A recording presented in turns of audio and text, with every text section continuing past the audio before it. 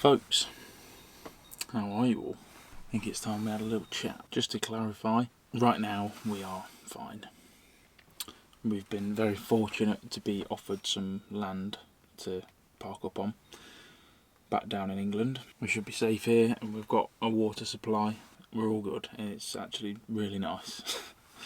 So it's all worked out okay in the end. But let me try and explain how we ended up here, because that's a fun story in itself. Now, I'd probably advise that you go and watch CJ's video, because he is much better at this kind of thing than I am.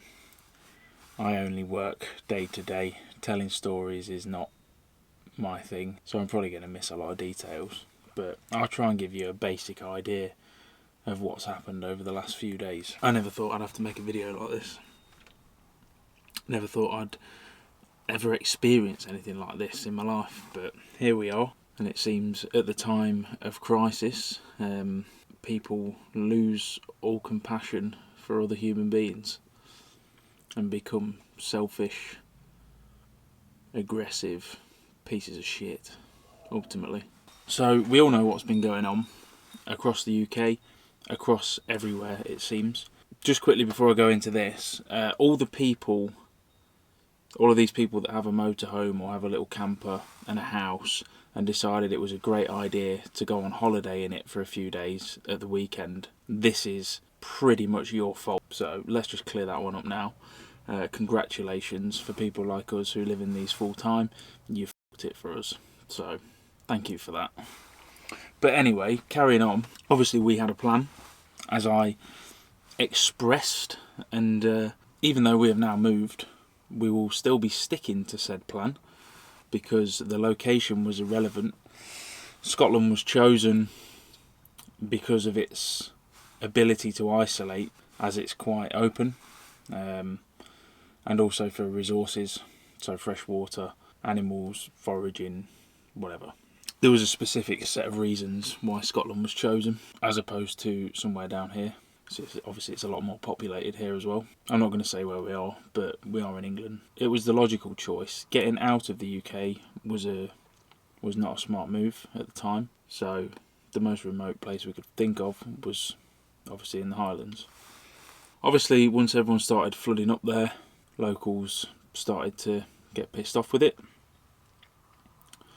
Rightly so. I can see this from both sides of the coin.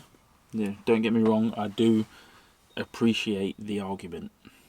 I get it. Obviously, in terms of the healthcare capabilities and all of that kind of thing, I understand that. But as you saw, we have been taking this seriously for months.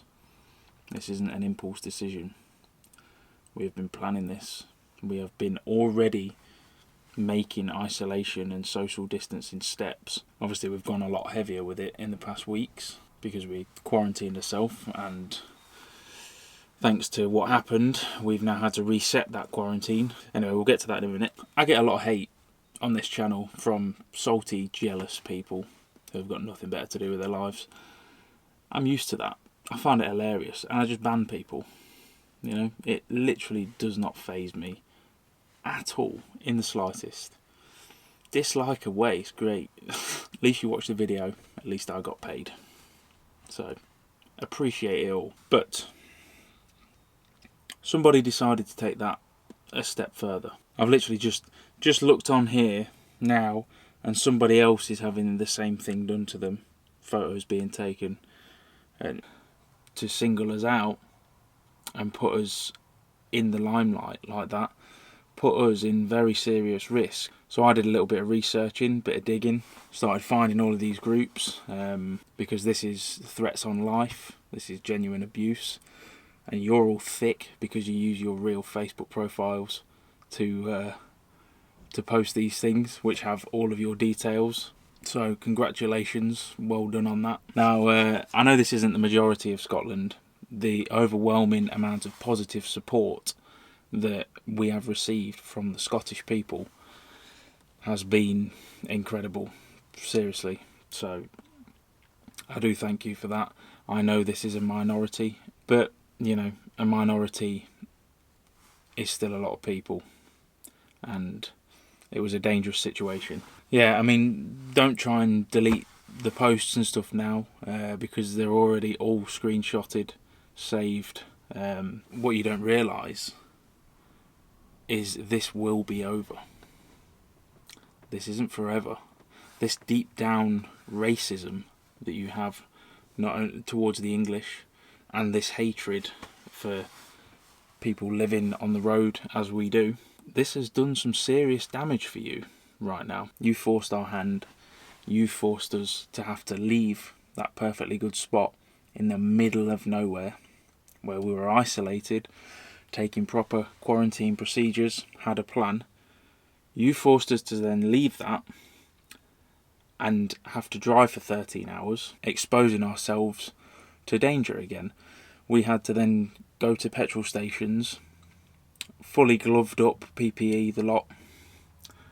But regardless, we're then exposing ourselves to this danger again that we had removed ourselves from as a tactical plan. So therefore, you deserve some of the repercussions from this because it is your fault. That is on you. So congratulations for that as well. All of the Scots that have shown us so much love and so much disgust for these people who have been creating these problems. It's still going on. Like I say, I just saw another one, someone being singled out.